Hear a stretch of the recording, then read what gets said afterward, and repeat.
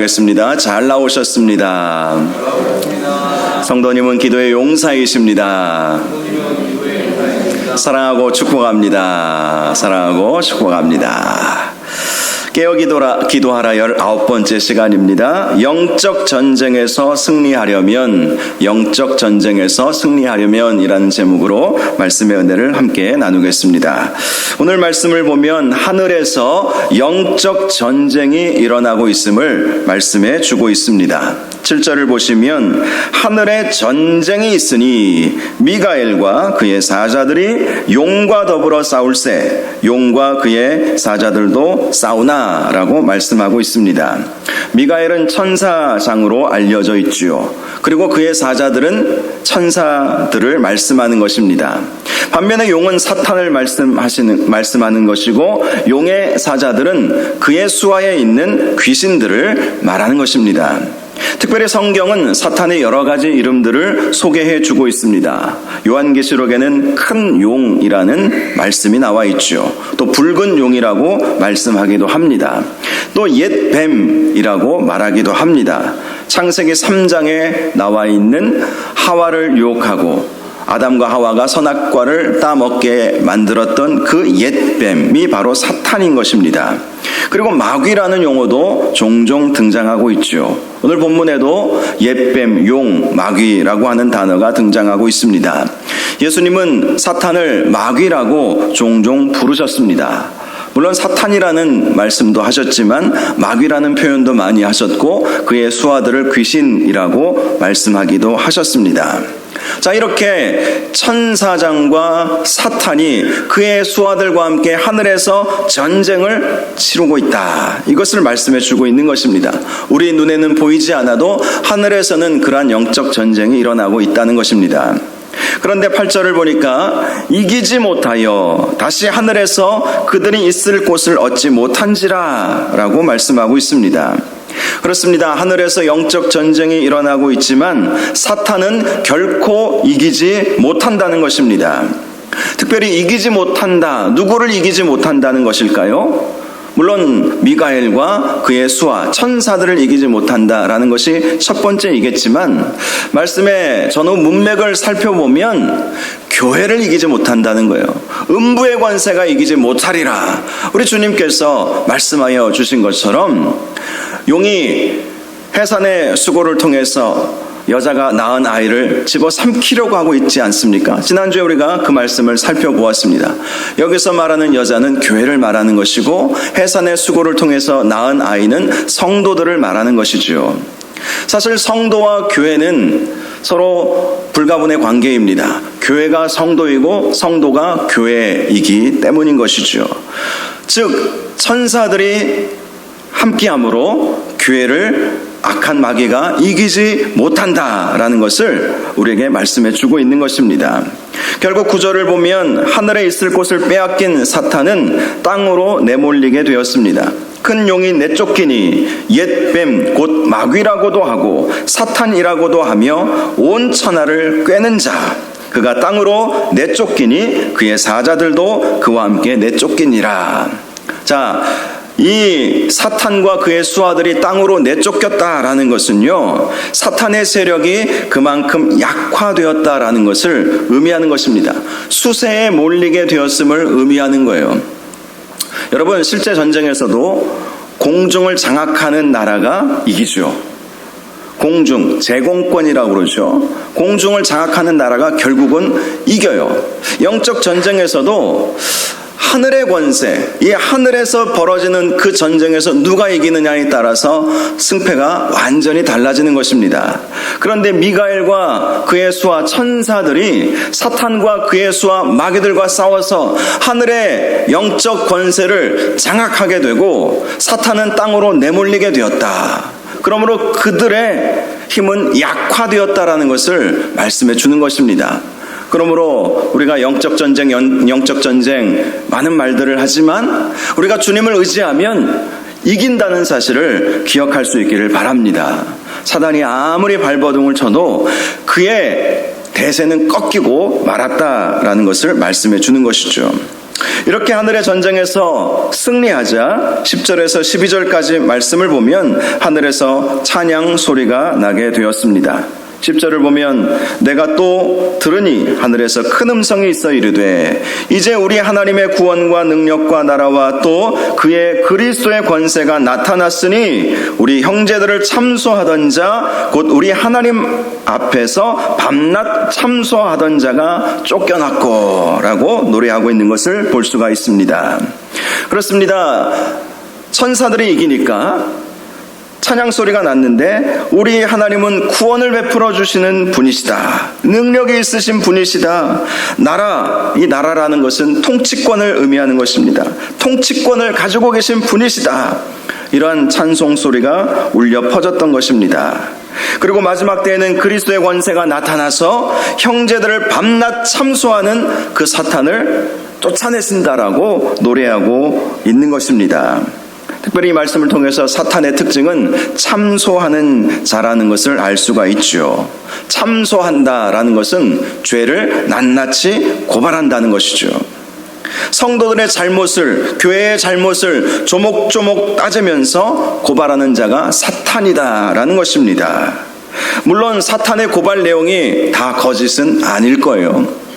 우리가 이 세상을 살아가면서 입술로 범죄하고 생각으로 범죄하고 우리가 죄 지으면서 살아가고 있는 것이 현실 아닙니까? 우리는 연약한 인간이기에 우리가 아무리 거룩하게 살고자 한다 할지라도 그렇죠. 우리가 누구를 미워하면 그것은 살인하는 것이다. 우리 주님이 말씀하신 것처럼 마음의 문제만큼은 우리가 어찌할 수 없는 것 아니겠습니까? 우리가 실행에 옮기지 않았을지라도 하나님은 그 마음의 그 부정한 것, 부정한 생각 그런 것들까지도 다 큰 죄로 하나님은 여기시기 때문에 그런 관점에서 생각해 보면 그 누가 하나님 앞에서 떳떳하게 우리는 죄 없습니다. 이렇게 말할 수 있겠습니까? 교회도 마찬가지죠. 교회가 다 완벽합니까? 연약한 모습도 얼마나 많이 있는지 모릅니다. 사단은 그런 것들을 조목조목 있는 사실 그대로 우리가 어떤 죄를 지었으며 어떤 생각을 하고 있었으며 그래서 실제로 어떤 죄악 가운데 있었으며 교회가 어떤 문제가 있었는지를 하나님 앞에 참소하는 것입니다. 그런데 그러한 참소에 대해서 이런 찬양의 소리가 나타났죠. 들려졌죠. 그리스도의 권세가 나타났으니 우리 형제들을 참소하던 자, 곧 우리 하나님 앞에서 밤낮 참소하던 자가 쫓겨났다. 예수 그리스도의 권세가 나타났기에 사단의 그 참소는 무효가 되어버렸다는 거예요. 여기서 말하는 예수 그리스도의 권세는 무엇을 말하는 것이겠습니까? 우리가 잘 알고 있듯이 십자가의 권세를 말하는 것이죠.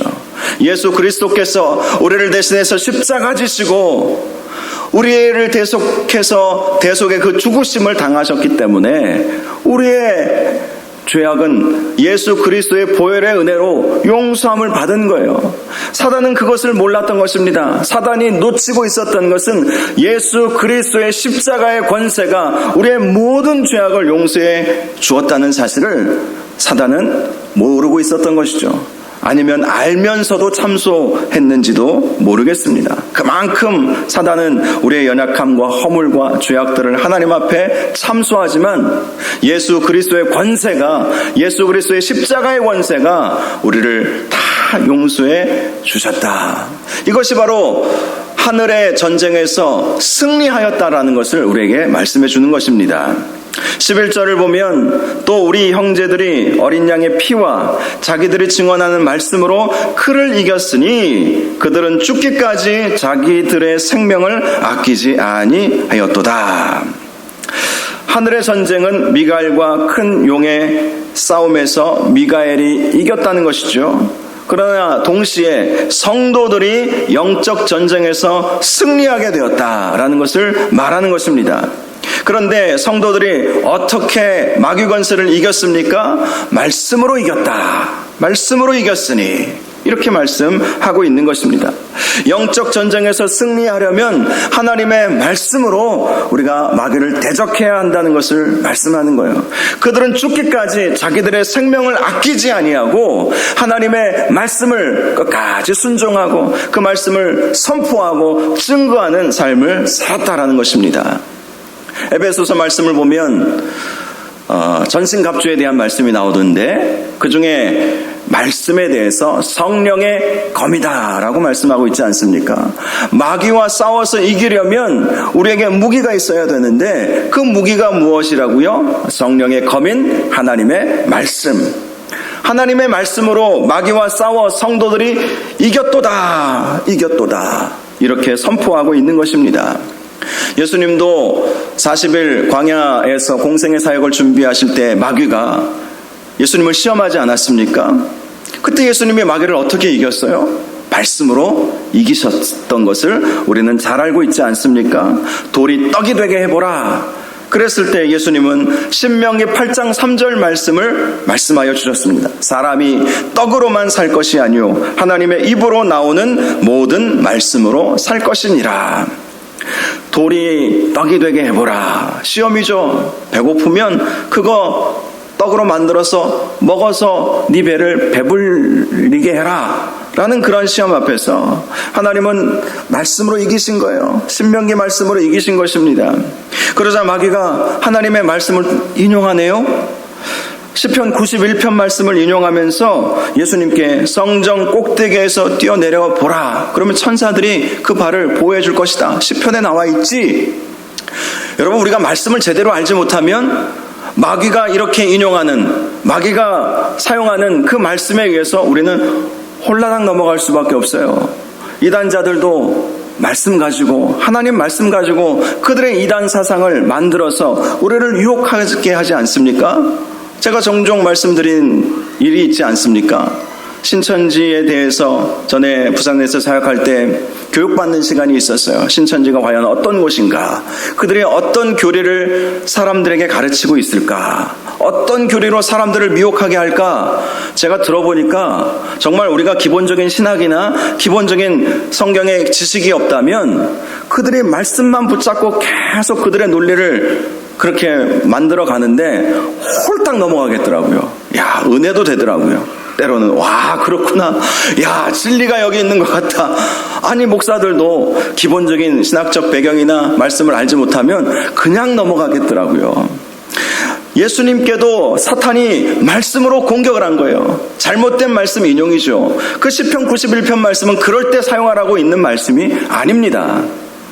일부러 뛰어내려서 천사가 그의 발을 붙잡아 주는지 보라. 이것은 그렇게 적용하는 문제가 아닌 것이죠. 그러자 예수님은 다시 한번 하나님의 말씀으로 이렇게 선포했습니다. 신명기 6장 16절에 주 너의 하나님을 시험하지 말라 하였느니라. 하나님께서 이렇게 말씀하셨다. 주 너의 하나님을 시험하지 말라라고 하면서 마귀의 잘못된 성경 인용을 지적하시며 그의 시험을 이기셨던 것입니다. 그러자 마귀가 마지막으로 예수님을 높은 산으로 데리고 올라가서 천하 만국과 그의 영광을 보여주면서 나에게 엎드려 경배하면 내가 다 너에게 이 모든 것을 주겠다고 유혹했습니다. 그때 예수님께서 다시 한번 말씀으로 사탄아 물러가라 기록되었으되, 여기서 기록되었다는 것은 하나님의 말씀이 기록되었다라는 것 아니겠습니까?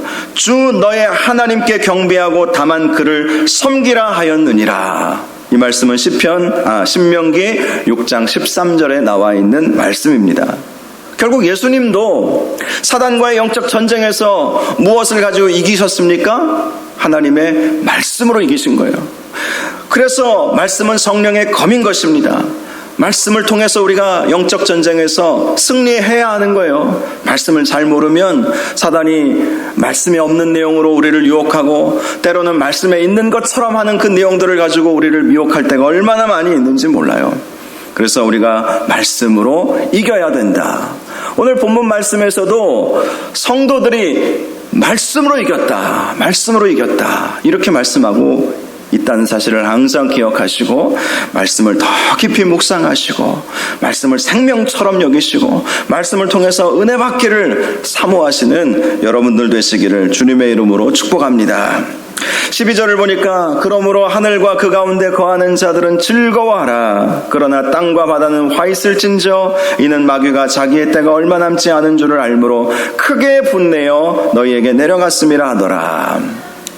자, 하늘에서의 영적 전쟁은 마귀는 힘을 쓰지 못했습니다. 그러나 땅에 내어 쫓김으로 인해서 땅에서는 마지막 최후의 발악을 하고 있다는 것을 우리에게 말씀해 주고 있습니다. 마지막 발악.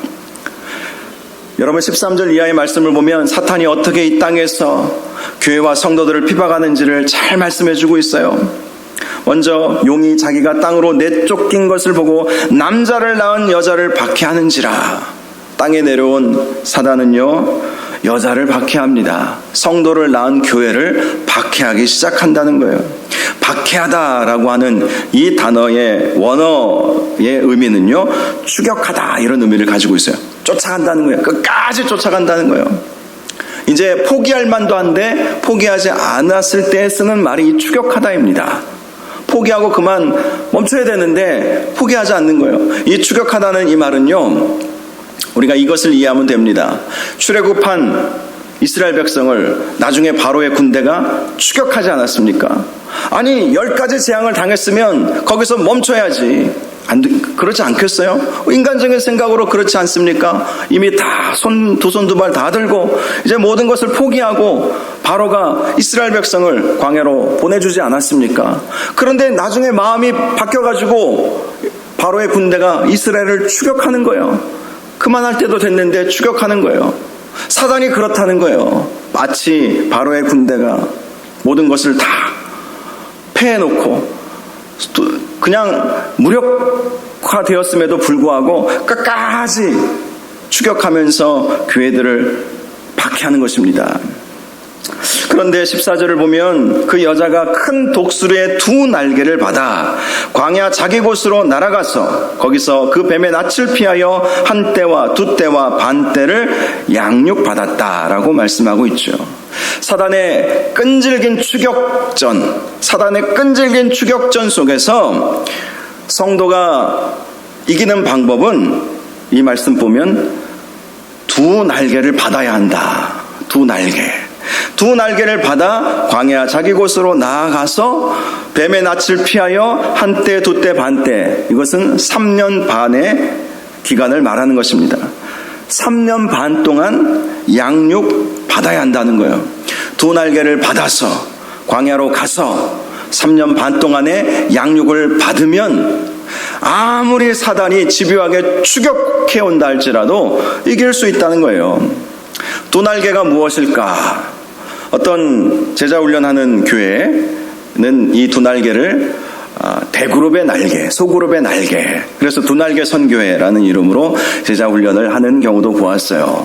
대그룹의 날개, 소그룹의 날개. 즉 우리가 전체 회중이 모여서 하나님을 온전히 예배하고 하나님을 찬양하고 그런 일도 있어야 되지만 소그룹 우리의 사랑방, 또 사역팀, 이렇게 작은 그룹의 모임이 우리에게 필요하다. 이것이 2 날개. 그래서 그런 2 날개가 우리에게 있어야 된다. 이것을 강조하는 말씀도 제가 들어보았습니다. 나쁘지 않은 해석이라고 저는 그렇게 생각합니다. 또 어떤 분들은 2 날개가 무엇이냐? 기도와 말씀에 2 날개가 있어야 된다. 기도만 해서는 안 되고 말씀만 파고든다고 되는 것이 아니라 2 날개, 기도와 말씀의 날개가 우리에게 있어야 된다. 또 어떤 분들은 성경과 성령의 날개다. 그렇죠. 하나님의 말씀도 우리에게 필요하지만 성령의 충만함, 성령의 역사, 성령의 체험. 그래서 우리가 하나님 말씀을 통해서 우리의 지식이 쌓이고 또 우리의 말씀을 바라보는 깊이가 깊어지는 것도 우리에게 필요하지만 그것만 하면 사람이 차가워지잖아요. 신학자들이 너무 차가워요. 저도 신학대학원 또 미국에서 유학하면서 참 오랫동안 공부했지만 말씀만 파고드는 교수들의 강의를 보면 엄청 차갑습니다. 엄청 매섭습니다. 제가 신대원 다닐 때 유일하게 C+ 성적이 하나 있었거든요. 그분은 정말 냉철한 냉혈인간이에요. 다 은퇴하셨지만 정말 그래요. 열심히 기도는 하시는지 모르겠어요. 물론 열심히 또 기도는 하실지 모르겠지만 겉으로 보이기는 정말 그래요. 성경만 파고들어서도 안 되고 성령의 체험, 그것도 우리에게 필요하다. 2 날개, 성경과 성령이다. 어떤 분들은 믿음과 선행이다 이렇게 말씀하기도 해요.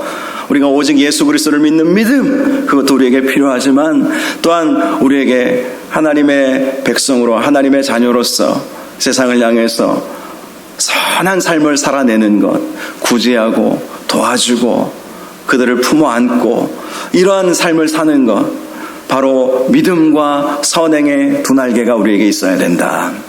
다 좋은 해석인데요, 우리가 잊지 말아야 할 것은, 제가 이 말씀을 통해서 발견한 것은 균형 잡힌 신앙생활이 있어야 된다는 거예요. 균형 잡힌 신앙생활.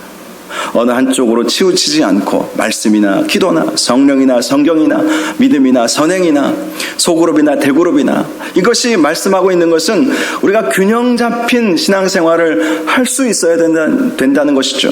바로 그 두 날개를 받아야 된다는 거예요. 우리가 균형 잡힌 신앙생활, 영성생활을 할 수 있어야 사단의 공격, 집요한 공격, 추격하는 그 추격전에서 우리가 이길 수 있다는 것을 말씀해 주는 것입니다.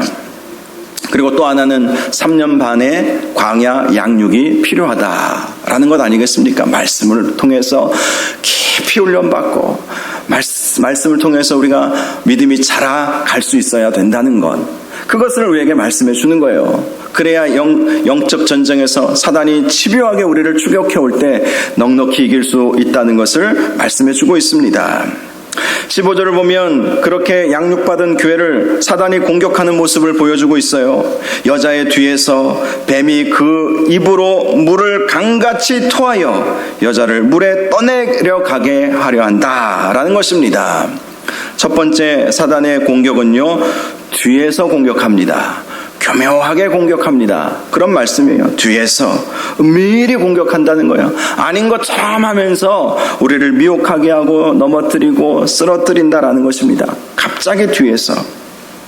또 물을 강같이 토하여 여자를 물에 떠내려가게 한다. 뒤에서 은밀히 공격하지만 아주 강력한 공격을 감행한다는 거예요. 생각보다 치명적인 공격을 성도와 교회를 향하여 그렇게 공격을 한다는 것입니다. 사단의 공격은 만만치 않습니다. 얕보면 안 된다는 것이죠. 마지막 발악을 하고 있기 때문이라는 거예요. 그런데 16절을 보십시오. 땅이 여자를 도와 그 입을 벌려 용의 입에서 토한 강물을 삼켰다. 자, 땅이 나서는 거예요. 당시 팔레스타인, 지금도 뭐 그런지 모르겠지만 팔레스타인 지역은 이 모래 사막이 많아요. 그래서 어떤 비가 오고 홍수가 오면 그것이 막 이렇게 쓸려가다가도, 물이 막 흘러내려가다가도 모래가 만나서 싹 모래로 이렇게 스며드는 특징이 그 팔레스타인 지형이라고 하더라고요. 그래서 그러한 그 당시의 팔레스타인 지형의 모습을 이렇게 설명해 주는 것인데요, 이 말씀의 의미는 예기치 않은 방법으로 하나님이 도우신다는 거예요. 하나님께서 사단의 그 집요한 공격, 은밀한 공격, 강력한 공격을 우리가 받을 때 땅을 통해서라도 하나님께서 우리를 보호하여 주신다, 지켜주신다. 그러니 사단의 공격 속에서 우리가 의지해야 할 분은 우리 하나님 아니시겠습니까? 하나님께서 우리를 예기치 않은 방법으로 우리가 어떻게 해야 할지 우왕좌왕하고 있을 때 하나님께서는 땅을 동원해서 그 사단이 막 쏟아붓는 그 물을 다 삼켜버리게 하고 우리 교회가 그 사단의 공격으로부터 벗어날 수 있도록 해준다는 것입니다. 결국 17절을 보면 용이 여자에게 분노하여 돌아가서 그 여자의 남은 자손 곧 하나님의 계명을 지키며 예수의 증거를 가진 자들과 더불어 싸우려고 바다 모래 위에 서 있더라, 이렇게 말씀하면서 이 말씀을 마치고 있습니다. 사단이 끝까지 자기가 안 된다는 것을 알지만 그가 계속해서 여자의 남은 자손, 성도들, 교회, 하나님의 계명을 지키며 예수의 증거를 가진 자들과 계속해서 싸우려고 하고 있다. 그런데요, 그가 서 있는 곳이 어디 있는지를 우리가 주목할 필요가 있습니다. 바다 모래 위에 서 있더라 라는 거예요. 바다 모래 위 사단의 권세가 그만큼 약하다는 것을 말씀해 주는 것입니다. 그러니 이 말씀을 통해서 알 수 있는 것은 사단이 집요하게 공격해 온다 할지라도, 사단이 끝까지 우리를 추격해 온다 할지라도, 우리가 반석 위에 서 있기만 하면, 반석 위에 서 있는 하나님의 백성과 모래바닥 위에 서 있는 사단의 그 권세와는 비교도 할 수 없다는 것을 우리에게 말씀해 주고 있는 것입니다. 아무리 사단의 공격이 거세고 강하다 할지라도 두려워하지 말라는 것이지요. 그래서 우리는 항상 교회를 중심으로 신앙생활해야 하는 것입니다. 하나님께서 교회를 중심으로 성도들을 보호하여 주시기 때문인 것입니다. 교회는 하나님의 성전이며 그리스도께서 핏값 주고 사신 존귀한 곳입니다. 교회는 오늘 말씀처럼 여인으로 표현하고 있죠. 해산의 수고를 마다하지 않고 성도들을 낳는 그 여인으로 그렇게 표현을 하고 있는 것입니다. 어머니와 같은. 그래서 많은 신학자들이 교회가 어떤 곳인가 라고 했을 때 어머니와 같은 곳이 교회이다, 그렇게 말씀을 하고 있는 것입니다. 그래서 교회가 너무나도 중요한 것입니다. 교회가 두 날개를 받아서 또 교회가 하나님의 말씀으로 우리를 양육하면 그 말씀을 통해서 우리가 믿음이 자라갈 때에 어떠한 사단의 집요한 공격이라 할지라도 우리가 그러한 영적 전쟁에서 승리할 수 있다는 것을 우리에게 말씀해 주고 있어요. 사단은 오늘날 교회를 많이 공격합니다. 교회를 흔들어 놓죠. 세상에 있는 여러 교회들을 보십시오. 사단이 한 개인을 붙잡고 흔드는 것보다 큰 덩어리라고 할 수 있는 그 교회를 흔드는 일이 얼마나 많이 있는지 몰라요. 그래서 우리가 교회가 최후의 보루다라는 생각으로 우리가 교회를 위해서 기도해야 할 것입니다. 교회가 굳건히 서면 우리의 믿음도 굳건히 서는 거예요. 교회가 하나님께서 함께 하시는 그러한 거룩한 성전이 되면 우리도 그 안에서 하나님의 임재를 경험하며 살아갈 수 있는 것입니다. 교회는 내 영적인 생명과 직결되어 있는 곳이기 때문에 우리가 교회를 항상 아끼고 사랑하고 교회가 더 하나님의 뜻을 감당하도록 그렇게 교회를 위해서 기도해야 할 것입니다. 이 밤에 우리가 기도할 때 우리 교회를 위해서 특별히 함께 기도할 수 있기를 원하고요. 또 한국교회, 무너져가고 있는 한국교회 재단을 위해서도 이 시간 함께 기도할 수 있기를 원합니다. 결국 교회가 두 날개가 있어야 성도들을 데리고 광야로 가서 한때, 두때, 반때를 양육할 수 있지 않겠어요? 그런데 날개가 다 뭉개져 버린 거예요. 한쪽 날개는 다 사그러져 버린 경우도 얼마나 많이 있는지 모릅니다. 교회가 균형 잡힌 신앙생활, 교회가 균형을 가지고 우리 성도들을 양육하고 교회가 바로 설 수 있도록 인도하여 주옵소서. 그래서 사단의 영적 전쟁, 사단의 공격으로부터 우리가 넉넉히 이길 수 있도록 인도하여 주시옵소서. 이런 제목으로 먼저 우리 교회를 위해서 기도해 주시고 또 한국 교회를 위해서 이 시간 함께 기도할 수 있기를 원합니다. 우리 말씀 생각하면서 주여 한번 간절히 부르짖고 기도하겠습니다. 주여,